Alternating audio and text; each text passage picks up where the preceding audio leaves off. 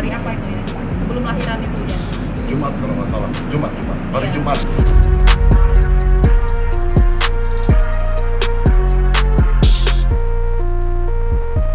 Yang penting tanggung jawabnya ya Mbak sebagai seorang ayah untuk anaknya. Saya sudah tidak mempermasalahkan antara hubungan saya dengan dia sebenarnya. Harus dibuktikan dulu penelantaran seperti apa.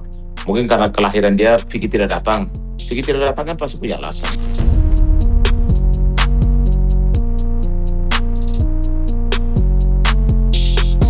Saya hanya mau katakan kepada PP, sudah terlalu banyak yang kamu lakukan.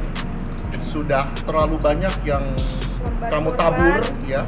Mungkin ini adalah saat dimana kamu menuai apa yang kamu tabur.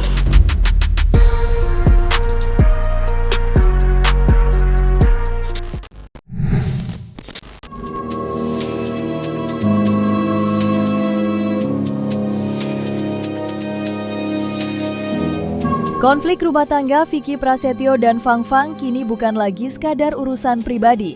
Persoalan keduanya sudah merembet ke ranah hukum setelah Vicky dilaporkan ke Bareskrim Polri atas dugaan penelantaran anak dan istri. Laporan ini pun langsung mendapat tanggapan dari pihak Vicky. Melalui kuasa hukumnya, Agustinus Nahak, pihaknya meminta agar semua tudingan tersebut tidak langsung dianggap sebagai kebenaran. Nahak menilai ada proses yang harus dilewati untuk membuktikan apakah benar terjadi penelantaran seperti yang dituduhkan. Apalagi, menurut Nahak, Vicky selama ini sudah mengakui anak tersebut dan tetap memberikan biaya untuk kebutuhannya. Karena itu, pihaknya merasa tudingan penelantaran masih harus dilihat dari berbagai sisi. Meski perkara ini kini berlanjut ke jalur hukum, Vicky disebut tidak akan menghindar. Jika sewaktu-waktu dipanggil untuk memberikan keterangan, sang gladiator disebut siap datang dan menghadapi proses hukum yang berjalan.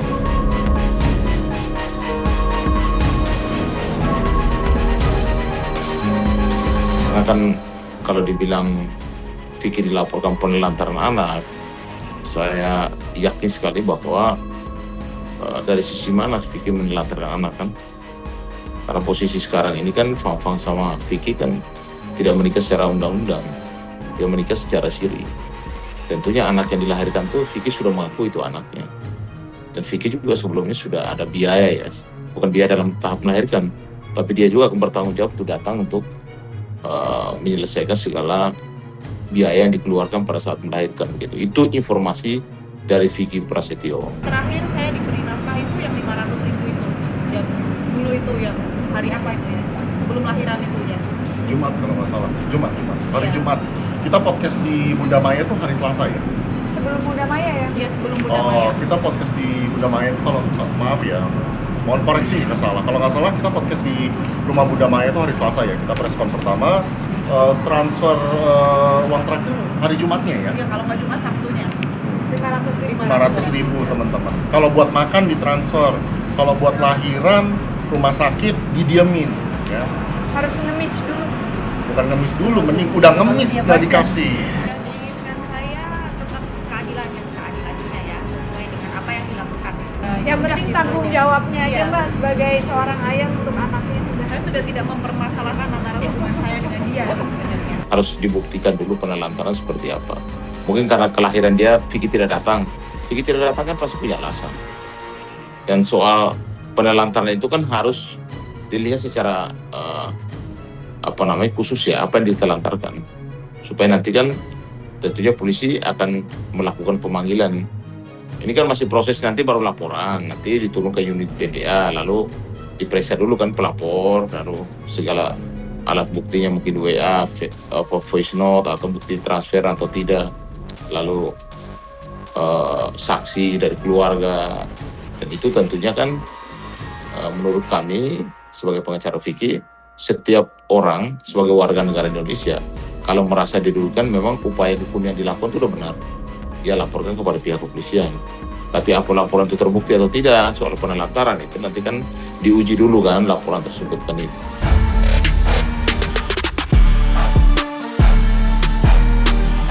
Tak berhenti sampai di situ, masalah yang melibatkan Vicky Prasetyo kini justru menyeret nama dua orang terdekatnya. Di hari yang sama, Fang Fang didampingi kuasa hukumnya Emmanuel Alvino juga melaporkan dua adik Vicky yang disebut berinisial NG dan BP. Keduanya dilaporkan atas dugaan penghinaan dan pencemaran nama baik.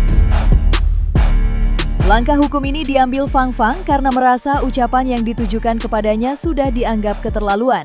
Yang lebih membuat Fang Fang kecewa adalah sikap Vicky yang dinilai tidak banyak bertindak ketika kedua adiknya diduga melontarkan pernyataan yang merugikan dirinya. Kita jadi LP-nya untuk yang Fang Fang perihal dengan penelantaran anak dan istri karena lokus tempusnya ada di Jawa Tengah, jadi kita harus membuat laporannya di Bareskrim. Tetapi yang LP yang untuk penghinaan di Instagram untuk Bang Vino dan yang untuk Fang Fang, yang DM pribadi dan di story itu LP yang tetap terbit di sini. LP-nya terbit Pasal di sini. berapa tadi? Ya, Untuk pasal untuk Bang yang Vino di pasal 433 ya untuk pencemaran nama baik, dan untuk Kak Fang Fang sendiri itu ada di pasal 436 untuk penghinaan ringan. laporan Ada di dua sini, laporan. satu laporan di Bareskrim. Untuk hukumannya sendiri? Kalau untuk Bang Vino di pasal 433 itu ancaman hukumannya 1 tahun 6 bulan. Kalau untuk Kak Fang Fangnya di pasal 436 itu ancamannya 6 bulan. Untuk hari ini yang dilaporkan itu pasal penghinaan yang kita laporkan anggota keluarga dari PP. Ya. Masa silakan, hukumannya? Bro. Silakan, Bro. Jadi hari ini yang kita laporkan bukan si PP-nya, tapi keluarganya ya.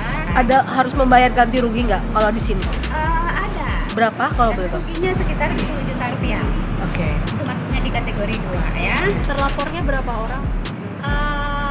Dua. Ada 2. Boleh sebut inisial mungkin? Inisialnya ada NB dan PP. PP dan PP dan NB. BP dan NB. adik kedua-duanya adik dari PP. Kedua-duanya adik dari PP. PP. Oke. Terus tadi yang 6 bulan itu yang itu laporannya. 6 bulan itu di pasal yang di Bang Vino di 433 ya. Kalau dari VP-nya sendiri sih selama ini baik ya. Ya. Kalau dari VP-nya sendiri untuk hal intimidasi seperti ini sih dia baik. Jadi kalau dari intimidasi sendiri sih memang bukan dari VP-nya sih. Lebih dari keluarganya. Lebih dari seseorang yang kami duga adiknya. Tapi kok yang lucunya VP ini melakukan pembiaran. Kok istrinya dihina, istrinya diintimidasi, VP kok seolah-olah acuh tak acuh, seolah-olah acuh dan tidak peduli. Di tengah konflik yang semakin memanas, Fang Fang kini sepertinya sudah tak ingin lagi membuka ruang untuk perdamaian. Setelah apa yang menimpa dirinya, Fang Fang memilih untuk membiarkan proses hukum berjalan. Ia pun tak lagi ingin persoalan ini berhenti hanya sebatas konflik antar keluarga. Seperti yang disampaikan kuasa hukumnya, Emmanuel Alvino, langkah ini diharapkan bisa menjadi momentum untuk membuktikan bahwa siapapun tetap harus berhadapan dengan hukum, tanpa terkecuali. Baginya, proses hukum yang kini ditempuh Fang Fang sekaligus menjadi jawaban atas anggapan soal adanya kesan kebal hukum yang selama ini dikaitkan dengan keluarga Vicky Prasetyo.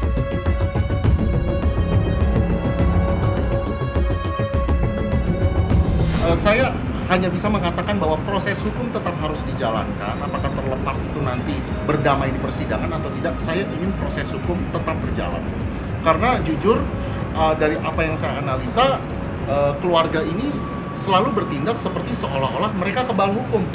Bahkan sampai hari ini, walaupun pihak VP tahu istrinya telah mengalami penghinaan, dari pihak VP pun tidak ada permintaan maaf.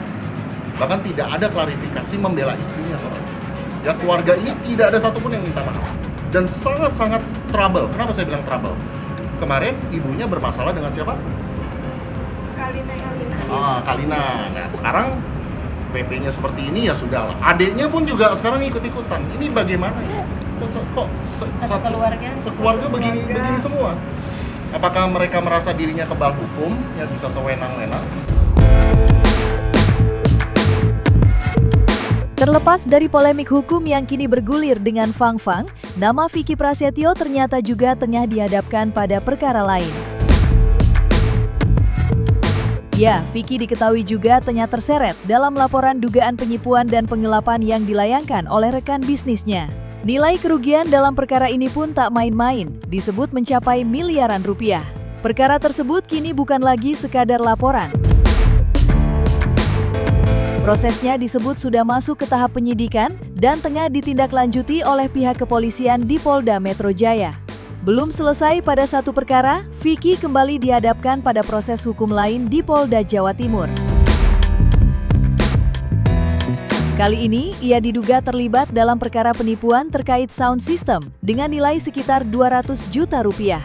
Sempat ada upaya untuk menyelesaikan permasalahan ini secara damai, namun jalan damai tersebut ditolak mentah-mentah setelah pihak yang merasa dirugikan memilih untuk tetap melanjutkan perkara ke jalur hukum.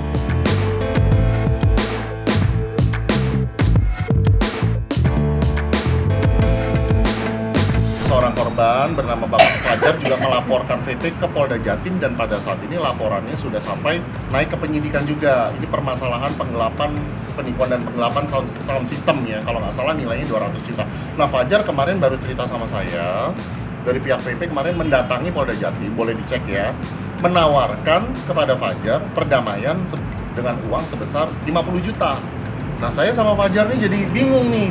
Lah, ini kan jumlah yang sama yang dijanjikan ke Fang-Fang. Apakah uang tersebut tidak sampai ke klien kami karena uang tersebut oleh PP mau digunakan untuk berdamai dengan Fajar? Ya saya tidak tahu. Tapi menurut informasi dari Fajar, untuk laporan di Polda Jatim yang sudah naik ke penyidikan, dari pihak PP menawarkan Fajar dana sebesar 50 juta.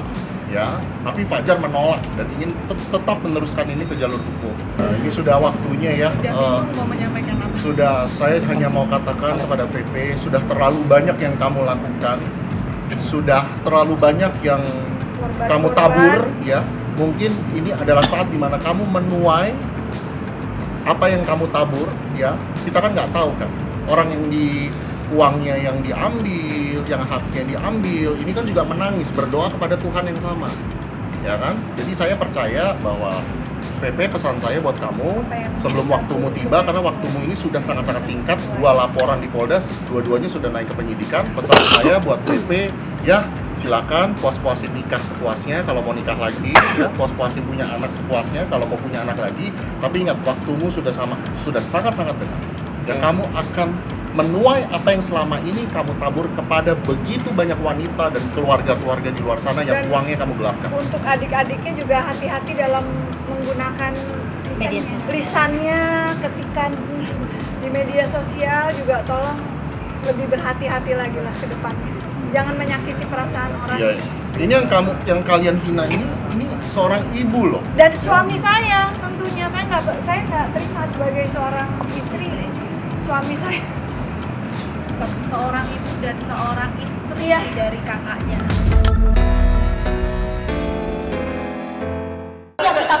Pasti kita pengen kan ekspresi mengedepankan estetika. jelas tadi mendengarkan.